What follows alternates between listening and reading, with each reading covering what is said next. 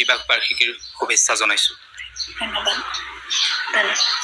আজি কেনেকুৱা ধৰণে দিনটো উদযাপন কৰি ল'ব যদিও সুধিব নালাগে? উদযাপননো কি কৰিম, মই খালি নাই বুলি কোৱা কথাটো ভাল নালাগে।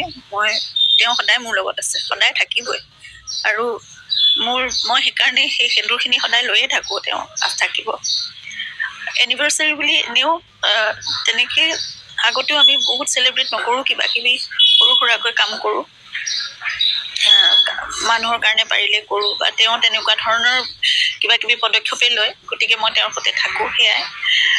আজিও তেওঁ নম্বৰতে মোৰ সৈতে আছে, মোৰ সৈতে থাকিব। প্ৰাৰ্থনা কৰিছোঁ, ৰাতিপুৱাৰ পৰা বহুতবাৰ প্ৰাৰ্থনা কৰিছোঁ তেওঁ থাকক।